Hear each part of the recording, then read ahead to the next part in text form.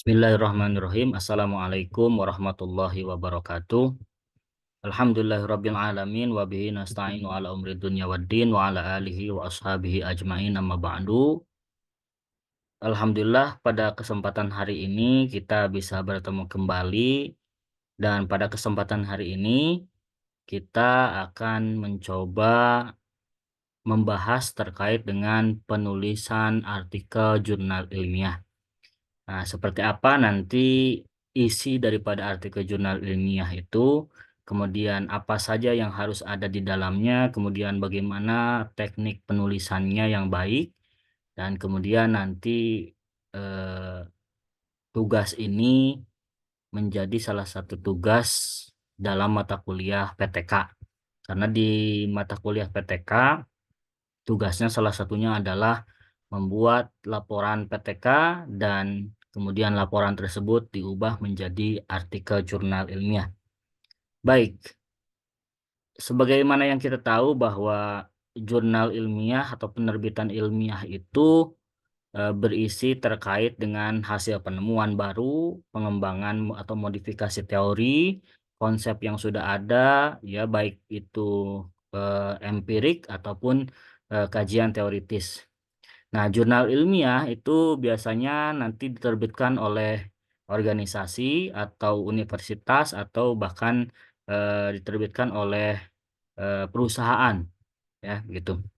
Dan jurnal ilmiah ini bukan hanya artikel, tapi nanti juga ada dalam bentuk review book, ya review book. Nah, sehingga kita katakan bahwa fokus untuk pertemuan kita hari ini adalah akan membahas pada artikel jurnal ilmiah. Nah, baik. Alasan apa saja kita menulis jurnal ilmiah? Banyak alasan ya, saya cantumkan di slide ini beberapa alasan. Di antaranya adalah bisa untuk promosi diri, kemudian juga kalau yang suka menulis ada penuangan ide dan gagasan, atau misalkan syarat untuk lulus dari universitas, syarat beasiswa, dan lain sebagainya. Nah, itu berbagai alasan orang menulis artikel ilmiah, ya. Bahkan ada yang menjadi mata pencaharian, ya, atau mencari uang tambahan untuk menulis jurnal ilmiah, karena memang menjadi hobi atau menjadi kegiatan sehari-hari sebagai peneliti. Kemudian hambatan menulis jurnal ilmiah itu apa? Saya tuangkan beberapa alasan mengapa menulis jurnal ilmiah itu sulit. Di antaranya adalah tidak ada eh, keinginan untuk atau tidak ada ide untuk dibagikan. Ya. Ah, belum menemukan ide sehingga judulnya pun tidak tahu, kemudian masalah untuk mencari masalah pun kebingungan, atau misalkan sibuk kerja atau kuliah. Biasanya yang sibuk kuliah atau yang sibuk untuk bekerja tidak sempat untuk menulis, gitu ya. Atau bingung memulai dari mana? Nah, harus dari mana menulis jurnal ilmiah? Nah, supaya tidak bingung, nanti kita akan coba bahas dari awal. Kemudian juga tidak ada pembimbing atau yang membimbingnya, sehingga tidak tahu nih harus mulai dari mana, kemudian juga bingung apa yang harus pertama kali dituliskan atau dicantumkan dalam jurnal ilmiah. Beberapa hal yang harus diperhatikan dalam jurnal ilmiah tentunya yang terpenting adalah harus menyesuaikan dengan gaya selingkung jurnal, juga harus mengecek status jurnal tersebut apakah masih aktif atau tidak. Kemudian juga eh, kita harus sedikit bersabar ketika mendapat revisi ataupun ditolak ketika naskah kita ditolak oleh reviewer. Beberapa hal yang tidak boleh dilakukan, memasukkan artikel yang sama pada saat yang bersamaan ke beberapa jurnal. Jadi kalau artikel kita disubmitkan ke dua jurnal dalam waktu yang bersamaan, itu khawatir nanti di dua jurnal tersebut dipublish, kemudian dua-duanya terbit ya atau publish, dan itu nanti beresiko pada penulis dan juga beresiko pada pengelola jurnal. Sebab nanti ada dua jurnal yang mirip dan sama terbitkan dalam diterbitkan dalam dua jurnal. ya. Naskahnya sama, artikelnya sama, penulisnya juga sama. Nah, itu beresiko. Kemudian produksi ulang artikel dalam bentuk proceeding. Nah, artikel yang sudah diterbitkan kemudian diubah menjadi proceeding. Nah, ini juga tidak baik ya. Karena sebaiknya artikel yang sudah diterbitkan tidak boleh diubah atau dibentuk menjadi proceeding. Jadi kalau sudah diterbitkan tidak diperkenankan untuk dibuatkan proceeding apalagi disubmitkan ke jurnal yang lain gitu ya. Memulai menulis, kemudian menentukan jurnal ilmiah yang akan dituju, kita tentukan dulu jurnal mana yang akan kita tuju, kemudian mencari author guidance. Author guidance ini adalah panduan penulisan bagi author. Kemudian mencari salah satu contoh artikel. Nah, baiknya ketika kita mau menulis, itu kita mencari dulu artikel yang terbit, yang terbaru. Ya, yang terbaru seperti apa, kemudian kita amati, kemudian kita coba tiru apa namanya komponen apa saja yang ada di dalam artikel tersebut, gitu. Kemudian terapkan template-nya, kemudian juga masukkan apa namanya dalam template tersebut baik itu abstraknya, kemudian introduction-nya, kemudian metodenya, kemudian juga hasil dan diskusinya dan juga simpulannya gitu ya. Jadi disesuaikan dengan gaya selengkung dari jurnalnya. Menulis artikel sesuai dengan petunjuk dan usahakan ada artikel jurnal yang dirujuk dalam artikel yang ditulis. Jadi sebaiknya memang kalau kita mau nulis di sebuah jurnal, usahakan kita juga merujuk artikel-artikel yang sudah diterbitkan di jurnal tersebut. Ya, sehingga nanti menambah sitasi dari jurnal tersebut. Nah, ini salah satu strategi ya untuk menulis jurnal supaya nanti pengelola jurnalnya, oh iya, naskah ini ada merujuk jurnal yang kita kelola gitu. Sehingga untuk memudahkan strateginya ya dengan merujuk beberapa artikel yang berkaitan dengan judul kita. Berkaitan tentunya berkaitan dengan judul kita yang dirujuk dari jurnal tersebut. Kemudian pengiriman artikel melalui media yang ditentukan oleh editor, seperti email ataupun OJS. Nah, hari ini memang sudah berbasis OJS ya, Open Journal System. Jadi kita di sana membuat akun, kemudian registrasi dan juga nanti mensubmitkan artikel kita di OJS. Nah, ini kita harus tahu bahwa untuk menerbitkan sebuah artikel atau menerbitkan sebuah tulisan di jurnal ilmiah itu tidak sesederhana yang kita kira, ya. Tentunya ada tahapan-tahapan yang harus dilalui oleh seorang penulis atau autor. Ya, mulai dari mengirimkan naskah, kemudian nanti editor memeriksa naskah kita, ya. Editor memeriksa naskah kita apakah sesuai dengan gaya selingkung atau juga template sesuai dengan template atau misalkan sesuai tidak dengan skop dan juga kajian yang sesuai dengan skop jurnalnya, gitu ya. Nanti kalau misalkan sudah sesuai, baik dari template-nya, dari gaya selingkungnya, biasanya nanti ada proses review. Dilanjutkan di proses review. Di proses review itu ada dua kemungkinan. Ada dua kemungkinan naskah kita, baik itu nanti diterima, kemudian nanti ada revisi dan publish, kemudian juga ada ketika review itu ditolak. Jadi bisa dua kemungkinan, bisa diterima dan ditolak. Kalau misalkan setelah proses revisi ternyata ada dua kemungkinan juga. Kedua setelah revisi bisa diterima ataupun bisa ditolak. Jadi jangan kaget ketika nanti setelah kita melakukan revisi gitu ya, melakukan revisi sesuai dengan arahan reviewer ternyata ditolak. Nah, itu jangan sampai kita kaget karena itu hal yang biasa di dalam eh, jurnal ilmiah gitu ya, gitu. Mungkin saja ditolak itu ada beberapa pertimbangan dari editor atau editorial team gitu ya, untuk bisa nanti diarsipkan untuk edisi berikutnya atau eh, karena memang ada kekurangan-kekurangan yang belum diselesaikan oleh penulis gitu ya. Nah, kemudian ketika nanti diterima, maka naskahnya akan terbit. Kalau ditolak, pasti nanti dikembalikan ke peneliti. Dan peneliti ketika naskahnya ditolak di satu jurnal, sebaiknya tidak boleh pesimis atau tidak boleh putus asa. Bisa disubmitkan atau diupload ulang di jurnal lain. Ya, karena jurnal pendidikan bahasa Arab itu misalkan sudah banyak sekarang dari mulai Sinta 5, Sinta 4, Sinta 2 gitu ya. Sudah banyak di berbagai universitas sekarang hampir ada jurnal pendidikan bahasa Arab gitu ya. Nah, kemudian biasanya untuk proses review ini dilakukan oleh dua orang mitra bestari atau reviewer. Nanti di bagian review itu ada dua orang yang memeriksa naskah kita apakah layak atau ada kekurangan. Kemudian nanti kedua mitra bestari ini melakukan komentar terhadap kekurangan-kekurangannya supaya untuk diperbaiki dan direvisi. Masukan-masukan tersebut sebagai pelengkap daripada tulisan-tulisan kita yang masih terdapat kekurangan. Baik, nah inilah bagian umum dalam naskah jurnal ilmiah ya. Jadi dalam naskah jurnal ilmiah ini kira-kira gambaran umumnya. Apa saja yang ada di dalam naskah jurnal ilmiah? Yang pertama adalah adanya title atau judul. Nah, judul dalam naskah jurnal ilmiah, ya, artikel jurnal ilmiah itu ditulis dengan tidak boleh lebih dari 15 kata ya, paling maksimal 15 kata. Kenapa?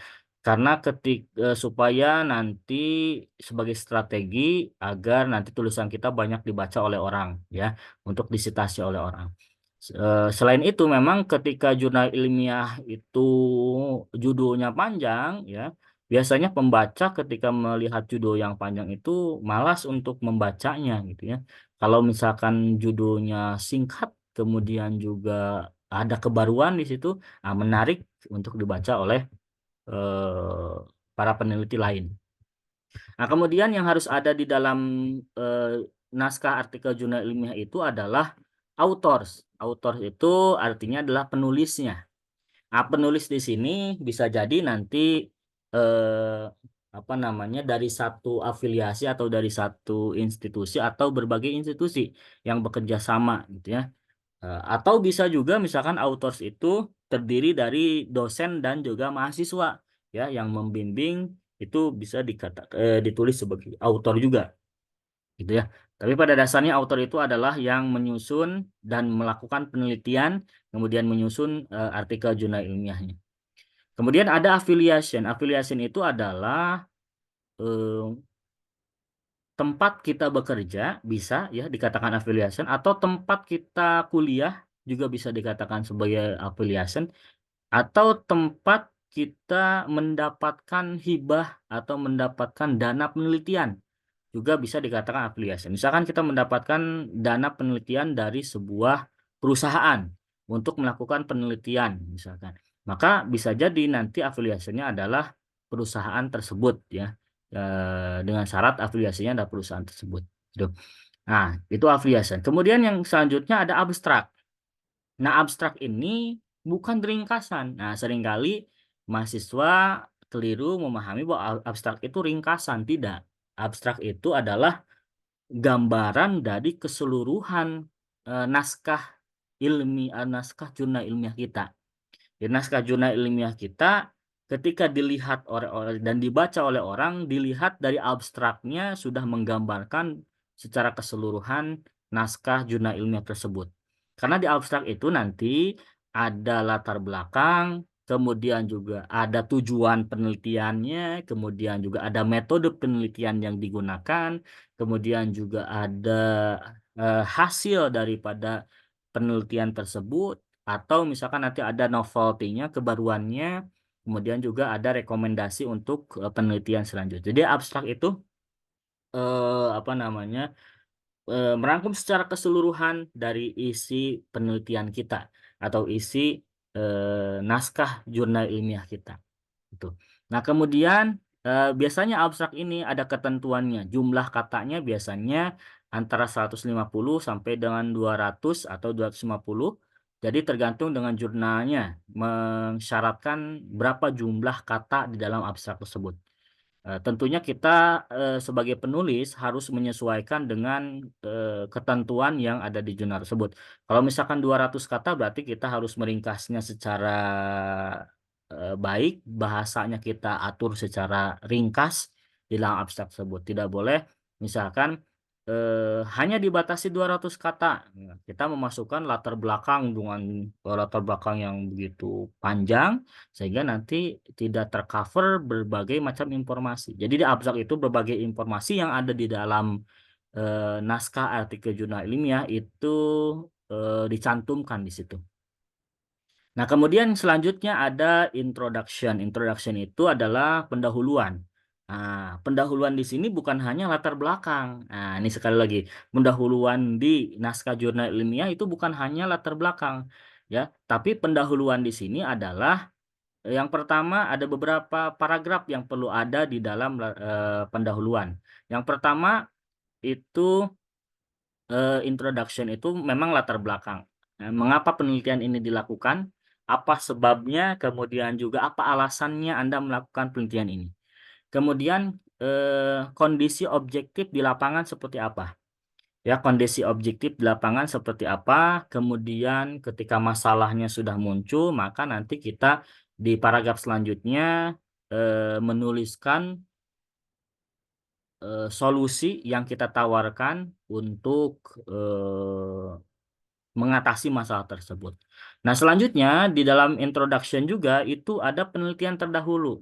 Penelitian terdahulu ini sebagai nanti salah satu fungsinya adalah untuk membedakan penelitian kita dengan penelitian yang sudah ada. Jadi penelitian kita ini misalkan pernah dilakukan di kampus lain atau di sekolah lain atau institusi lain. Nah, kemudian apa bedanya dengan penelitian kita? Gitu ya, apa bedanya? Perbedaannya apa? Jadi penelitian terdahulu apa hasilnya? Kemudian dari hasil penelitian terdahulu itu nanti yang baru dari penelitian itu apa? Ya. Gitu. Nah, selanjutnya di introduction juga bisa dicantumkan juga di situ eh, apa namanya batasan-batasan penelitian. Nah, batasan-batasan penelitian ini bagus untuk dicantumkan supaya nanti ketika pembaca atau peneliti membaca naskah kita jelas bahwa penelitian yang kita lakukan, yang kita tulis itu batasannya sampai mana saja. Apa yang belum dilakukan oleh kita, yang perlu dilakukan oleh peneliti selanjutnya bisa menjadi rekomendasi juga. Yaitu dalam introduction. Jadi introduction bukan hanya latar belakang sekali lagi, tapi juga mencakup beberapa poin yang penting yang harus ada di dalam introduction tersebut. Termasuk juga tujuan penelitiannya harus muncul dalam introduction. Jadi tujuan penelitian di dalam introduction itu bisa disebutkan bahwa penelitian ini bertujuan untuk apa, gitu ya. Di samping tadi di abstrak disebutkan dan di introduction juga disebutkan. Karena kan biasanya ada rumusan Mas. Kalau dalam laporan ataupun dalam karya ilmiah selain artikel jurnal itu biasanya ada poin-poin rumusan masalah, ada poin tujuan penelitian gitu kan. Kemudian juga ada selain dari video itu ada poin juga kajian terdahulu. Nah, itu disatukan di dalam introduction ya. Kemudian poin selanjutnya yang penting yang harus ada di dalam artikel jurnal ilmiah itu ada metode. Nah, metode ini menjadi penting di dalam naskah jurnal ilmiah. Nah, dikatakan bahwa artikel jurnal ilmiah itu ya karena ada metodenya. Jelas metodenya di situ. Baik nanti misalkan metode penelitiannya misal melalui pendekatan kualitatif atau kuantitatif atau misalkan nanti penelitian tindakan kelas jenisnya begitu ya. Nah, itu dicantumkan di metode. Apa saja yang ada di metode? Ya, di metode metode penelitian, kemudian ada di situ teknik pengumpulan datanya, teknik analisis datanya, kemudian juga di situ termasuk ada subjek penelitian, objek penelitian, jumlahnya berapa orang, dan yang terkait dengan metode penelitian yang digunakan dalam penelitian kita. Gitu ya. Kemudian selanjutnya ada result and discussion. Nah, itu adalah hasil dan diskusi. Nah, di sini ini penyampaian hasil dan diskusi biasanya kebanyakan hasil dan diskusi itu analisis ya, yang diperlukan sebetulnya adalah analisis terhadap hasil diskusi. Baik, kalau misalkan hasil itu nanti, hasil penelitian kita dimasukkan ke dalam result, kemudian didiskusikan nanti di bagian discussion. Analisis terhadap, apa namanya, temuan-temuan kita dari result tersebut didiskusikan di bagian discussion. Sehingga nanti ada analisis kita sebagai penulis posisinya seperti apa terhadap hasil penelitian gitu ya. Atau nanti di dalam hasil dan, discussion itu bisa mendiskusikan antara penelitian kita dengan penelitian yang sudah ada. Misalkan, nah tadi di introduction sudah disebutkan 5 penelitian terdahulu, maka nanti didiskusikan di dalam bagian discussion dengan, analisis kita terhadap penelitian-penelitian yang sudah ada. Nah, kemudian juga di dalam discussion itu harus muncul novelty-nya. Nah, ini yang menjadikan menarik orang lain untuk membaca penelitian kita. Sebab kalau penelitian itu tidak ada kebaruan, tidak ada novelty, itu apa bedanya dengan penelitian yang misalkan ada pertanyaan, apa bedanya penelitian Anda dengan penelitian yang sudah ada? Nah, maka di situ jawabannya harus muncul novelty-nya atau kebaruannya. Jadi kebaruan itu bukan berarti sama sekali tidak pernah dilakukan penelitian tersebut. Bisa jadi penelitian tersebut pernah dilakukan di sekolah yang lain, di kampus yang lain, atau di institusi yang lain. Kemudian juga kita bisa mengeksplornya atau menambahkannya atau bisa mengkolaborasikan penelitian ini dengan apa namanya, dengan yang lainnya sehingga muncul di situ novelty-nya, kebaruannya apa. Dan itu harus terjawab ya. Maka, naskah artikel jurnal ilmiah yang baik itu harus muncul novelty-nya.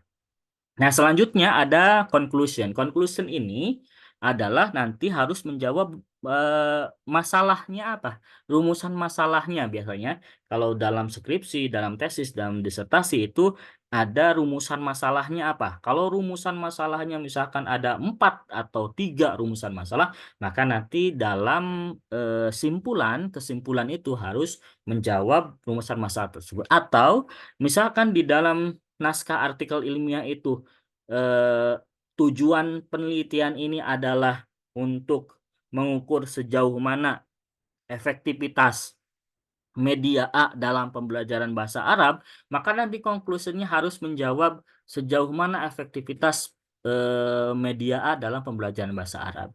Jadi bisa menjawab rumusan masalah atau bisa nanti, apa namanya, menyesuaikan dengan tujuan masalahnya, rumusan masalah atau tujuan masalahnya. Jadi di konklusi seperti itu. Termasuk juga, dalam kesimpulan itu nanti, rekomendasi untuk penelitian selanjutnya. Nah, tentunya penelitian kita itu kan terbatas, ada kekurangannya, ya. Kita harus akui misalkan dalam penelitian kita ada kekurangannya, maka nanti, di dalam conclusion itu ada rekomendasi untuk penelitian selanjutnya atau rekomendasi untuk, peneliti yang ingin meneliti dengan kajian yang serupa.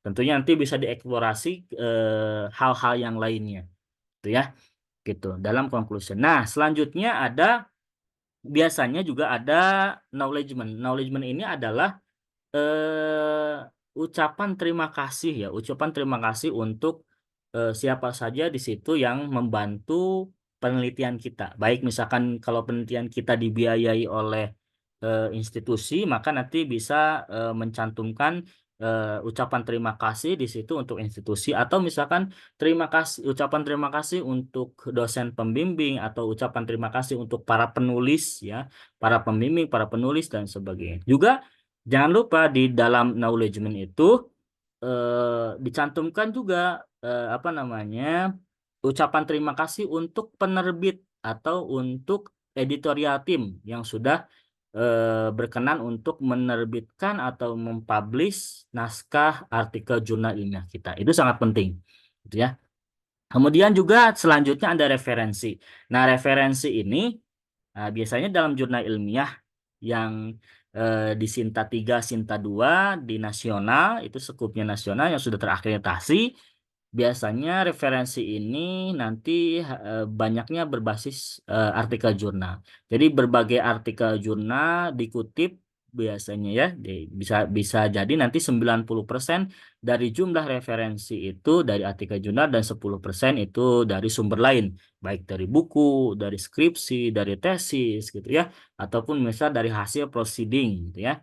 Gitu. Tapi yang pasti bahwa referensi yang digunakan dalam artikel jurnal ilmiah biasanya berasal dari artikel jurnal ilmiah juga, gitu. Nah, bahkan biasanya jurnal-jurnal tertentu mensyaratkan bahwa jumlah referensi itu misalkan dibatasi 25 atau 30 paling minimal. Misalkan begitu ada ya beberapa jurnal memang yang harus mensyaratkan seperti itu. Minimal referensi 30. Misalkan ya 90% dari jurnal ilmiah dan 10% dari buku atau misalkan conference dan hasil conference, proceeding dan sebagainya itu untuk referensi. Sehingga nanti referensi ini eh, sangat penting ya kita mencari referensi yang sesuai dengan judul penelitian kita. Nah, di samping itu juga referensi ini penting menjadi catatan para penulis atau kita sebagai peneliti karena apa? Karena referensi ini biasanya disyaratkan bahwa untuk referensi yang baik itu adalah referensi yang terbaru ya 5 tahun terakhir terbitan 5 tahun terakhir. Kalau sekarang 2024 berarti ya paling maksimal itu naskah artikel jurnal ilmiah yang terbit di tahun 2019. Berarti di tahun 2019. Nah, gitu ya. Untuk yang terbaru itu lebih bagus karena nanti sebagai perbandingan dengan penelitian kita. Baik itu. Nah, kemudian kita akan coba melihat di sini struktur tadi ya, struktur naskah artikel jurnal ilmiah itu mengikuti struktur umum Imradkar. Imradkar itu I-nya adalah introduction, ya, masalah yang ingin diangkat, kemudian method, apa yang dilakukan untuk menjawab masalah, caranya seperti apa. Kemudian ada result and discussion itu apa yang ditemukan dan apa yang dipikir mengenai makna temuan, ya. Apa temuannya? Conclusion itu tadi adalah kesimpulan dari temuan. Kemudian ada acknowledgement itu pihak yang berkontribusi. Kemudian ada reference, rujukan yang digunakan dalam naskah. Jadi kita bisa singkat kalau ada yang bertanya apa isi artikel jurnal ilmiah yang baik ya bisa mengikuti struktur Imradkar tapi mungkin ada juga nanti jurnal-jurnal yang tidak mengikuti struktur Imradkar ada ya. Nah, kalau Imradkar ini memang digunakan oleh berbagai banyak mayoritas oleh jurnal-jurnal ilmiah tapi ada struktur lain. Baik, kita coba di sini untuk membahas terkait judul. Nah, judul dalam artikel jurnal ilmiah ini biasanya eh, tidak panjang ya. Cukup 10 sampai 14 atau 15 kata ya. 15 kata. Ya, kenapa seperti itu? Sebetulnya itu salah satu strategi untuk orang menarik membaca naskah kita. Jadi misalkan di sini ada beberapa contoh saya screenshot dari Google Scholar-nya Arabiat ya. Jurnal Arabiat, Jurnal Pendidikan Bahasa Arab dan Kebahasa Araban UIN Jakarta. Nah, di sini misalkan ada beberapa judul, misalkan pembelajaran bahasa Arab, problematika dan solusi. Nah, biasanya kalau orang sudah melihat judulnya seperti ini secara umum, itu biasanya nanti ketika akan menulis terkait dengan pembelajaran bahasa Arab, problematikanya apa, kemudian solusinya apa, maka nanti biasanya peneliti lain akan merujuk pada judul ini, gitu ya. Judul ini menjadi apa namanya judul yang banyak dikutip nanti oleh para peneliti berikutnya. Termasuk juga misalkan di sini, desain perkuliahan bahasa Arab melalui Google Classroom. Ah, maka nanti ya biasanya para peneliti pendidikan bahasa Arab yang ingin menulis terkait dengan penelitian pembelajaran bahasa Arab melalui Google Classroom itu pasti nanti merujuk pada naskah ini. Nah, itu salah satu strategi kenapa kok judul itu disyaratkan dalam jurnal ilmiah itu ringkas, ya, ringkas. Sehingga nanti menarik peneliti untuk merujuk pada naskah kita, gitu ya. Kalau naskah kita dirujukan atau disitasi itu kan menjadi sebuah kemanfaatan, ya, masuknya menjadi sebuah manfaat. Nah, kemudian selanjutnya, nah ini contoh misalkan. Di sini saya ambil sebuah contoh efektivitas pendekatan komunikatif integratif dalam pembelajaran keterampilan berbicara bahasa Arab dalam kurung muhadasah studi eksperimen pada siswa kelas 11 MAN 3 Bandung. Ini contoh saja ya, contoh saja. Maka di sini ada beberapa yang harus kita ringkas ya. Karena judulnya panjang, bagaimana caranya nanti si judul ini bisa diterbitkan di dalam naskah jurnal ilmiah. Maka di sini misalkan di yang kedua ini kita lihat judul yang tadi ada kata muhadasah. Kita coret muhadasahnya. Misalkan begitu. Kemudian muhadasah itu kan dengan berbicara bahasa Arab bahwa muhadasah itu bagian dari keterampilan berbicara, ya. Maka supaya tidak apa namanya eh, penghamburan kata, maka bisa dicoret ya muhadasahnya. Jadi supaya tidak apa namanya banyak kata yang mengulang. Nah, termasuk juga di sini ada judul kecil studi eksperimen pada siswa kelas 11 MAN 3 Bandung. Nah, ini kalau dalam naskah jurnal ilmiah sebaiknya tidak dicantumkan. Ya, sebaiknya tidak cukup nanti di dalam naskahnya saja, gitu ya. Di dalam naskahnya saja supaya tidak terlalu panjang judulnya. Nah, maka nanti setelah itu kita lihat di sini efektivitas pendekatan komunikatif integratif dalam pembelajaran keterampilan berbicara bahasa Arab. Nah ini ternyata hasilnya nanti efektivitas pendekatan. Sebetulnya kalau dihilangkan efektivitas juga bisa langsung pendekatan komunikatif integratif dalam pembelajaran keterampilan berbicara bahasa Arab. Kan ini judulnya menjadi umum. Judulnya menjadi umum meskipun nanti isinya adalah studi eksperimen pada kelas 11 MAN 3 Bandung gitu. Tapi karena misalkan ini judulnya umum, biasanya nanti para pembaca atau para peneliti itu akan merujuk eh, judul atau naskah artikel kita ya yang berkaitan dengan komunikatif integratif. Kalau ada peneliti lain yang ingin melakukan penelitian terkait dengan komunikatif integratif dalam pembelajaran bahasa Arab itu nanti pasti akan mengutip naskah kita. Jadi gitu. Itu salah satu strategi untuk menambah citasi ataupun kebermanfaatan dari naskah kita. Nah, kalau misalkan ada pendapat yang mengatakan bahwa judulnya apa adanya, dimasukkan judul kecilnya, dimasukkan juga misalkan nanti apa namanya tidak mengurangi judul yang ada, nggak jadi masalah misalkan ya, ya itu tergantung pada pendapatnya masing-masing, gitu ya. Jadi sehingga judul itu eh, apa namanya kembali lagi dengan standar jurnal yang kita tuju. Selanjutnya ada abstrak. Nah, di dalam abstrak itu, ya tadi sudah saya katakan bahwa penyesuaian abstrak. Abstrak itu penyesuaiannya disesuaikan dengan gaya selingkungnya. Kalau jurnalnya mensyaratkan 200 kata, maka buatlah abstrak 200 kata. Kalau mensyaratkan 150 sampai 250 kata, maka dibuatkan 150 sampai 250 kata. Isinya nanti yang jelas bahwa isinya itu ada latar belakang, kemudian juga nanti ada tujuan penelitiannya harus muncul, kemudian nanti ada metode yang digunakannya apa, dan hasil penelitiannya. Jadi ada yang paling sedikit itu ada 3 dalam abstrak itu. Ya, komponennya. Yang pertama ada tujuan, menyebutkan tujuan penelitiannya. Kemudian yang kedua, menyebutkan metode penelitian yang dilakukan dalam penelitian ini apa. Kemudian yang ketiga adalah hasil atau penemuannya apa. Itu penemuan dari penelitian ini seperti apa. Itu. Nah, itu paling sedikit, ya. Kemudian kalau mau ditambahkan bisa digunakan latar belakang di awal, kemudian juga atau di akhirnya ada novelty-nya muncul begitu. Ya. Nah, kemudian juga yang perlu diperhatikan dalam abstrak itu nanti ada kata kunci atau keyword. Keyword itu 3 sampai dengan 5 kata. Nah, keyword ini dari mana? Dari inti daripada penelitian kita itu mau merujuk pada apa? Mau merujuk pada apa, ya. Kemudian misalkan contoh yang tadi.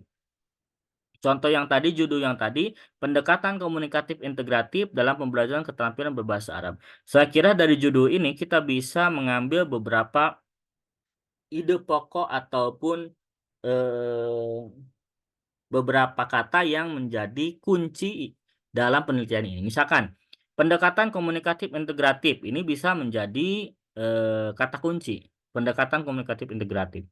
Kemudian, pembelajaran keterampilan berbicara juga bisa menjadi kata kunci. Kemudian ada pembelajaran bahasa Arab juga menjadi kata kunci. Ya, pembelajaran bahasa Arab, keterampilan berbicara, pendekatan integratif komunikatif, komunikatif integratif bisa menjadi bahan atau kata kunci di dalam abstrak kita. Kemudian juga abstrak harus disusun secara alfabetis. Nah, nanti bisa disusun. Misalkan pembelajaran bahasa Arab dengan pendekatan itu lebih dulu mana? Pendekatan atau pembelajaran secara alfabetis ya, secara alfabetisnya. Nah, nanti diurutkan dari mulai A, B sampai dengan Z. Itu ya, disusun secara alfabetis. Atau misalkan ada kalanya memang kata kunci ini dibuat dari umum ke khusus. Kalau pembelajaran bahasa Arab itu umum. Kemudian pembelajaran berbicara bahasa Arab itu masih cakupan daripada pembelajaran bahasa Arab. Berarti yang kedua. Ada kalanya begitu, tidak berdasarkan alfabetis.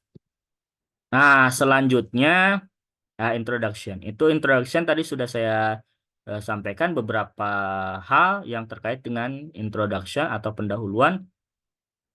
Dalam pendahuluan itu harus ada state of art-nya. State of art itu adalah statement kita ya terhadap penelitian tersebut ya. Ya gitu ya. Eh, State of art-nya seperti apa. Kemudian ada pustaka yang harus dikutip ya, harus dikutip dalam pendahuluan.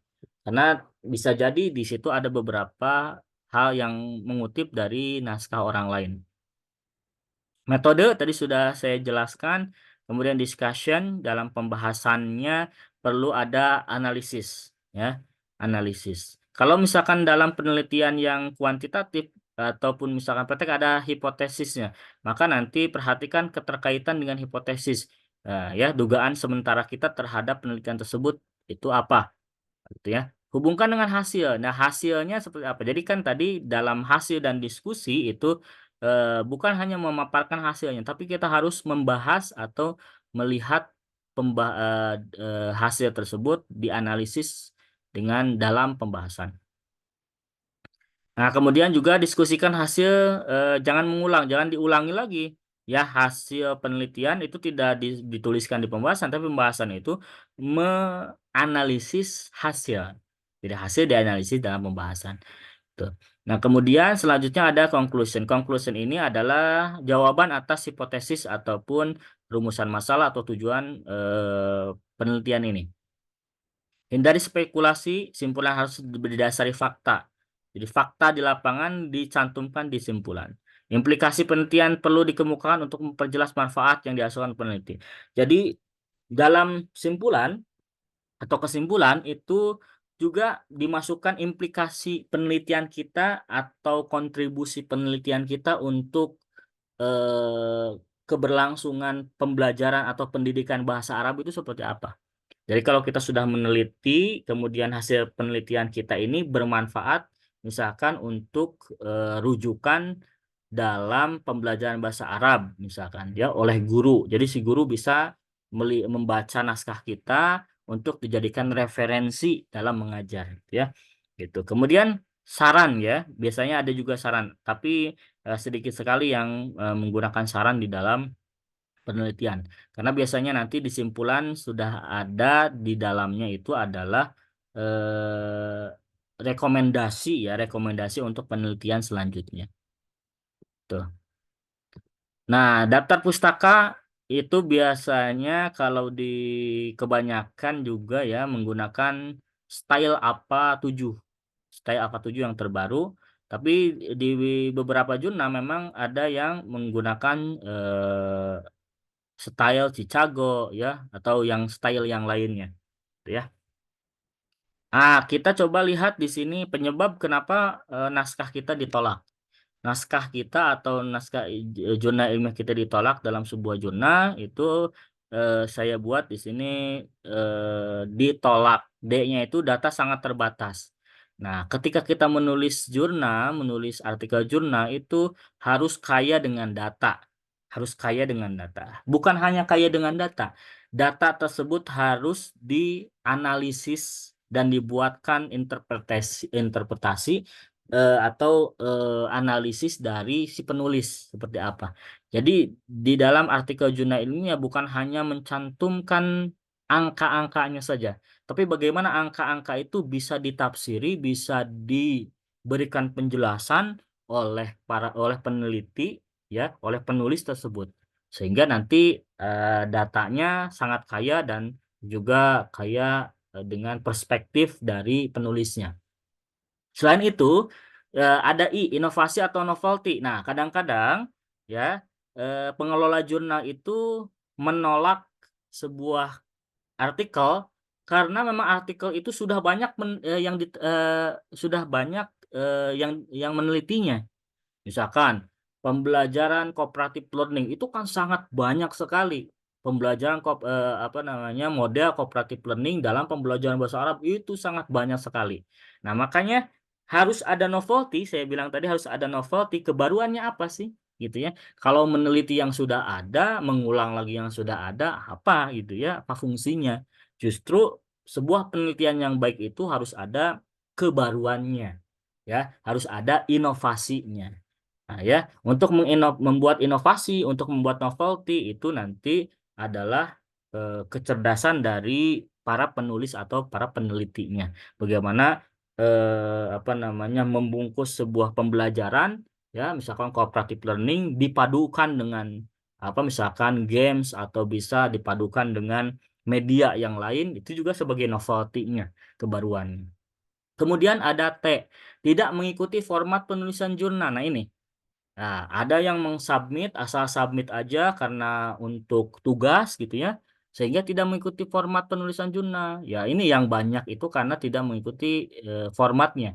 Kalau formatnya, template-nya sudah jelas, misalkan batasan untuk judul adalah jumlah katanya 15, maka kita tidak boleh tidak menyesuaikan, tapi kita harus menyesuaikan dengan template tersebut. Bagaimana abstrak, jumlah kata abstrak berapa, jumlah kata kunci berapa, kemudian di dalam introduction itu ada apa saja, ya, kemudian juga di metode itu seperti apa, ya. Kadang-kadang setiap jurnal itu berbeda gaya penulisannya, maka kita harus mengikuti template yang sudah disediakan oleh pengelola jurnal. Nah, selanjutnya ada objektif, objektif dan signifikan hasil kajiannya. Ya, kajian ini misalkan peneliti itu kadang-kadang ada beberapa yang melakukan misalkan tidak objektif dalam penelitiannya. Nah, itu biasanya nanti terlihat daripada posisi seorang penulis, posisi seorang peneliti dalam menafsirkan hasil penelitian, gitu ya, tidak objektif dan tidak signifikan hasil kajiannya seperti apa.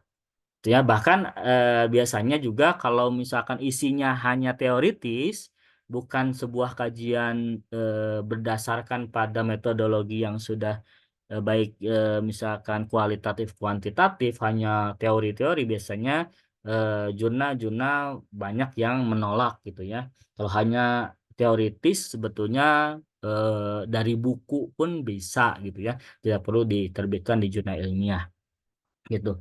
Kemudian literatur yang dipetik sangat terbatas. Nah, ini literatur yang dikutip atau referensinya sangat terbatas. Maka referensi itu penting sebagai rujukan bahwa penelitian kita juga mengutip beberapa penelitian orang lain, baik itu di dalam hasil terdahulu, ya, penelitian terdahulu, atau misalkan nanti ada beberapa teori yang diambil dari penelitian orang lain.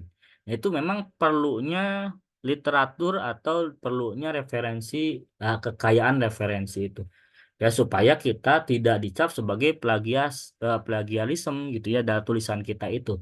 Sehingga perlunya referensi yang kaya dalam naskah kita. Nah, kemudian ada analisis yang sempit dan terbatas. Nah, ini sekali lagi analisis yang dilakukan yang terdapat di dalam discussion itu harus menganalisis hasil temuan kita. Hasil temuan kita itu dianalisis secara komprehensif bagaimana posisi si penulis atau bagaimana pendapat penulis terhadap hasil tersebut diinterpretasikan oleh peneliti. Itu ya, sehingga tidak hanya mengampilkan data saja. Kata saya tadi tidak hanya menampilkan data, tapi harus ada analisisnya. Kemudian yang terakhir, adakah kajian di luar skop jurnal? Nah, ya pernah ada kejadian bahwa salah alamat lah, intinya salah alamat. Kajiannya adalah tentang pendidikan bahasa Arab, tapi ternyata ada yang submit jurnal yang masuk adalah kajian tentang pendidikan matematika atau misalkan pendidikan fisika masuk ke jurnal pendidikan bahasa Arab. Jelas itu di luar skop atau di luar lingkup jurnal ilmiah tersebut. Lihat dulu bahwa jurnal ilmiah ini menerima naskahnya yang berkaitan dengan tema apa saja. Ya, tentu saja kalau pekajian bahasa Arab nanti terkait dengan pembelajaran bahasa Arab, kurikulum bahasa Arab, ya, kemudian bahan ajar bahasa Arab, kemudian juga ilmu-ilmu bahasa Arab, gitu ya. Kalau dengan ilmu fisika maka tidak akan masuk, pasti nanti langsung ditolak oleh pengelola jurnal. Jadi sekali lagi lihat skop jurnalnya sampai mana. Termasuk juga dilihat apakah jurnal tersebut menerima naskah dari pendidikan, misalkan ada jurnal sastra Arab. Nah, apakah di sastra Arab itu menerima naskah atau artikel jurnal yang skopnya pendidikan seperti PBA? Nah, kadang-kadang ada yang tidak menerima. Ada juga yang menerima naskah berbasis pada sastra, gitu ya. Jadi itu. Jadi itu penyebab utama artikel ditolak. Baik. Itu ya, untuk secara umum saya sampaikan terkait dengan artikel jurnal ini. Saya ingin menyampaikan eh, salah satu contoh yang sudah terbit di sini. Eh, bentar ya, artikel yang sudah terbit terkait dengan penelitian tindakan kelas. Nah, ini salah satu artikel yang sudah diterbitkan dari hasil penelitian tindakan kelas. Ini berbahasa Inggris kebetulan ya, tapi pada dasarnya tugasnya itu berbahasa Indonesia. Jadi setelah dibimbingkan, nanti kita terjemahkan ke bahasa Inggris supaya lebih menarik lagi. Nah ini judulnya adalah penggunaan game ya, game bahasa Sunduk Al-Asya untuk meningkatkan kemampuan berbicara bahasa Arab siswa. Jadi ringkas ya, judulnya ringkas gitu. Kemudian ini penulisnya saya, kemudian ada Tasya dan Pak Mukarom. Kemudian koresponden email ini biasanya hanya satu orang. Nanti satu orang ini yang bertanggung jawab untuk merevisi ketika ada catatan dari reviewer biasanya. Karena biasanya ada seringkali peneliti itu tidak standby selalu untuk memantau OJS-nya atau akun OJS-nya. Bisa jadi nanti hasil dari catatan reviewer itu masuk ke email. Makanya dicantumkan di sini corresponding emailnya. Tuh, meskipun menggunakan OJS ya hari ini. Baik, kita lihat di sini abstrak di sini tadi saya katakan bahwa abstrak itu ada latar belakang. Nah, dari kalimat learning Arabic sampai dengan continuously ini adalah pendahuluan. Jadi pendahuluannya seringkas mungkin ya. Masalahnya apa di kelas tersebut, kemudian disebutkan apa namanya masalah tersebut, latar belakangnya seperti apa.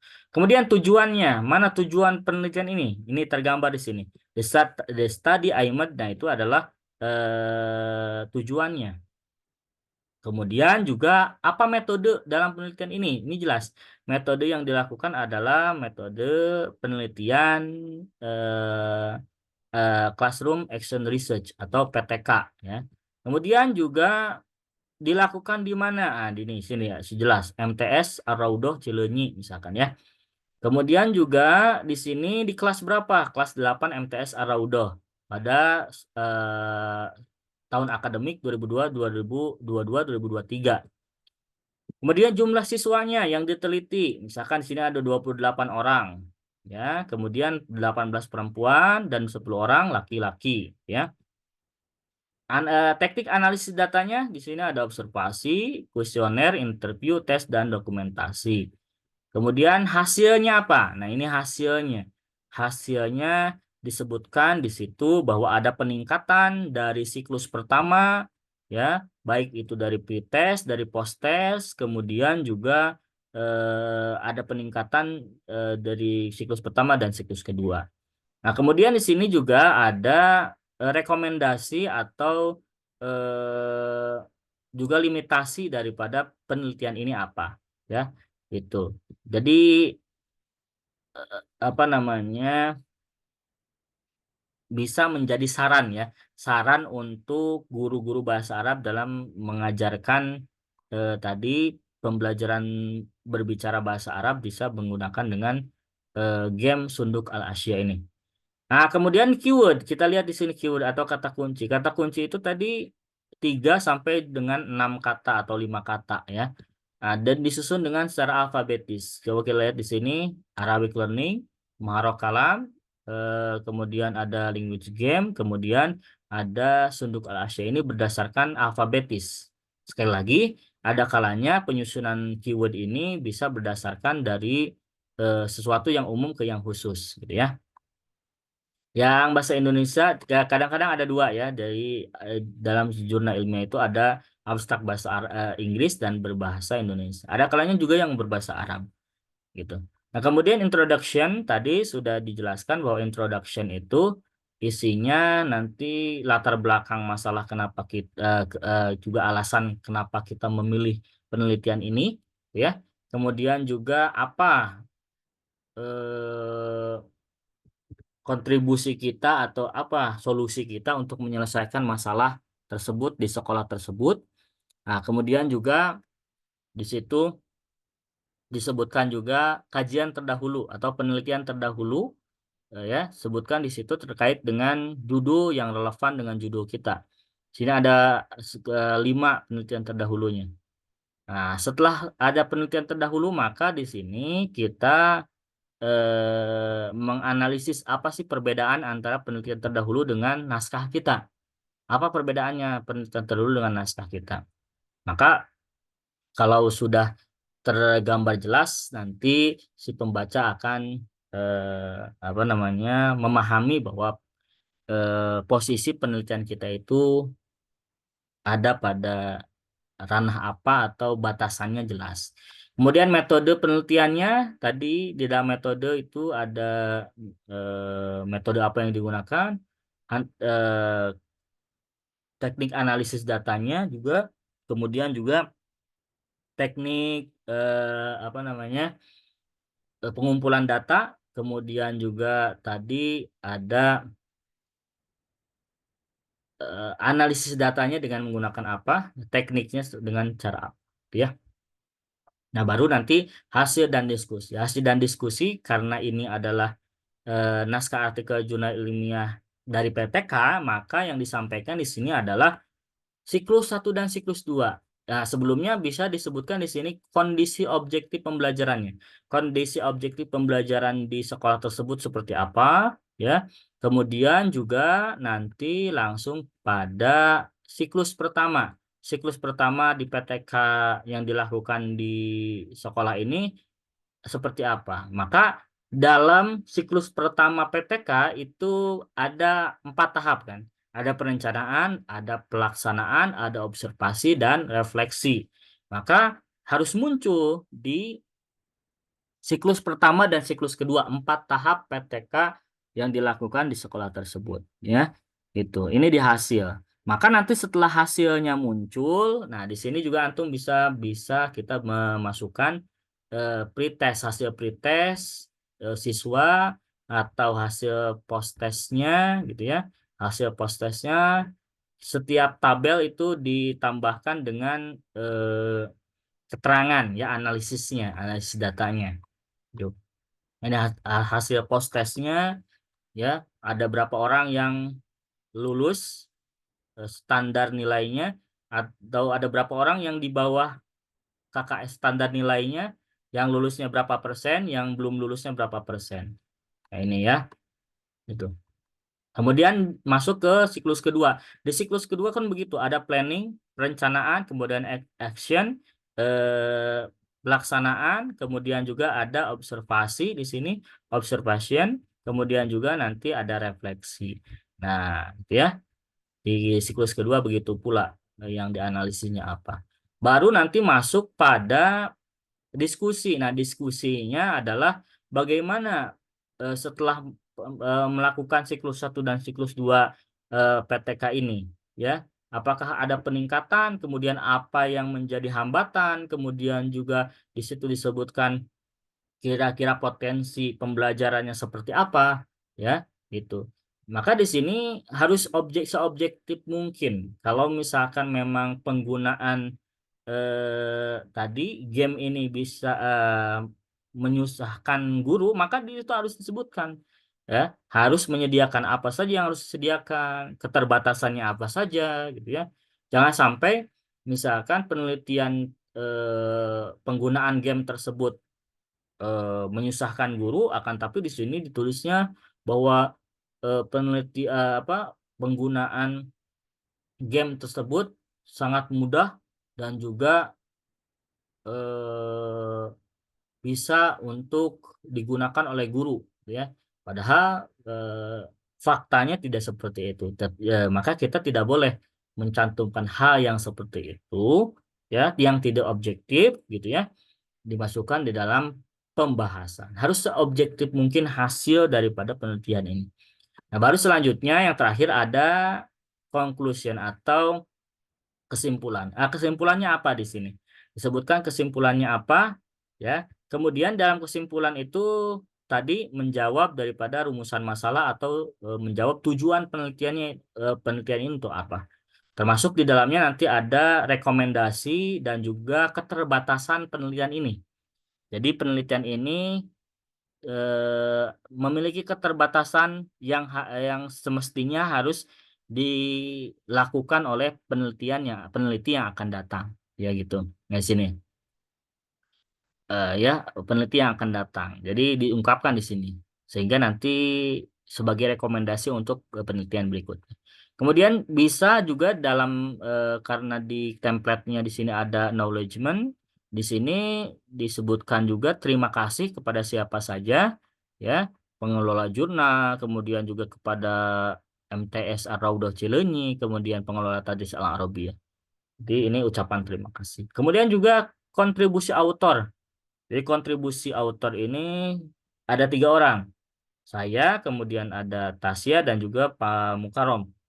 Ini tugasnya sebagai apa sih? Sampai ada penulis 3 orang ini tugasnya masing-masingnya seperti apa? Nah, ya. Jadi sebetulnya author contribution statement ini untuk menjelaskan bahwa misalkan saya di sini sebagai peneliti utamanya. Kemudian Tasya ini sebagai apa sih? Pengoleksi datanya. Jadi data-data dari hasil penelitian ini dilakukan atau diambil oleh Tasya. Kemudian Pak Mukarom di sini sebagai apa? Ya, sebagai asisten peneliti. Ya, misalkan peneliti collection data dan dokumentasi. Jadi jelas nanti 3 penulis tersebut perannya sebagai apa saja jelas. Gitu ya. Tapi tidak semua jurnal ada acknowledgement dan author contribution statement. Nah, itu ya. Kalau kebetulan di Tadris Al-Arabiyah ini ada acknowledgement dan author contribution statement. Yang selanjutnya yang terakhir ada referensi. Nah, referensi tadi saya katakan bahwa referensi dalam jurnal ilmiah biasanya ya harus mengutip jurnal ilmiah lagi, gitu ya. Ini berbagai jurnal yang saya kutip terkait dengan judul. Jadi usahakan nanti untuk referensi itu harus ada yang kaitannya dengan judul. Misalkan nih, pengembangan alat permainan Arabic Edu Game sebagai media pembelajaran bahasa Arab. Nah, dari artikel ini kita mengambil apa misalkan? Oh, kita mengambilnya referensi terkait dengan edu game-nya. Permainan bahasanya. Di sini ada permainan bahasa. Masih relevan dengan judul kita. Karena judul kita itu penggunaan eh, game bahasa di dalam pembelajaran bahasa Arab. Maka di sini ada kaitannya. Jangan sampai referensi yang mengambil atau mengutip referensi yang jauh. Referensi yang jauh itu misalkan apa? Misalkan kita pembelajaran bahasa Arab menggunakan game, malah mengutip tentang persamaan linear. Itu apa hubungannya sekarang persamaan linear dengan judul penelitian kita? Jelas itu nanti dipertanyakan. Ini referensi ini betul nggak gitu ya? Oleh reviewer itu dipertanyakan betul nggak dikutip? Kutipannya mana? Kata-kata yang dikutipnya pasti nanti akan dilacak. Nah, gitu ya. Gitu. Itu sebagai referensi. Jadi referensi usahakan nanti dari berbagai jurnal yang terbaru. Kalau kita lihat di sini dari beberapa referensi ada tahun 2019, tahun 2022, kemudian ada 2022, 2022. Ini referensi terbaru ya, lebih baru, lebih bagus. Kenapa? Karena memang eh, ada beberapa yang menjadi bahan untuk diskusi nanti dari penelitian yang sudah ada ini. Gitu ya. Nanti supaya bisa membedakan perbedaan antara penelitian kita dan penelitian yang sudah ada. Gitu. Jadi penelitian terbaru supaya nanti tidak terjebak juga dengan penelitian yang mirip atau serupa dengan penelitian kita.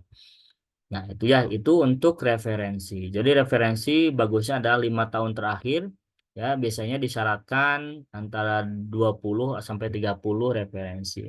Saya kira 20 sampai 30 referensi itu kalau untuk jurnal ilmiah tidak banyak ya. Tidak banyak, justru itu adalah standarnya. Kalau kita lihat misalkan di sini untuk referensi, terkait dengan referensi. Kita lihat di sini kajian terdahulu atau penelitian terdahulu. Di sini misalkan ada 5 penelitian terdahulu. Maka dari 5 penelitian terdahulu kita sudah dapatkan ada 5 referensi. Contoh misalkan di sini ada 5 kajian terdahulu. Maka penulis pertama atau penelitian pertama dilakukan oleh Siti Nurhayatin. Ini satu referensi. Satu referensi jurnal. Yang kedua ada yang dilakukan oleh Zulfia Nailatul Izzah. Maka di sini ada satu referensi.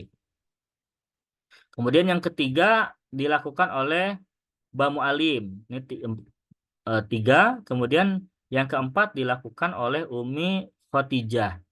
Di sini ada 4 dan misalkan yang kelimanya adalah Pertiwi. Ini 5.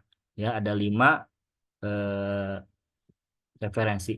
Dari satu paragraf itu bisa menghasilkan 5 referensi dari kajian terdahulu. Artinya kalau 30 itu 25 sampai 30 itu memang standarnya seperti itu. Ya standar seperti itu. Bahkan kalau kita lihat dari jurnal-jurnal internasional itu lebih banyak lagi, ada yang sampai 50 gitu ya referensinya sebagai bahan untuk memperkaya perspektif di dalam jurnal ilmiah. Ya, itu saya kira yang dapat saya sampaikan, mudah-mudahan bermanfaat nanti ketika kita menyusun naskah artikel jurnal dari hasil laporan PTK ini bisa nanti dibimbingkan kepada saya, kemudian nanti mahasiswa juga ketika ada pertanyaan yang masih tidak dapat dipahami bisa bertanya secara langsung kepada saya.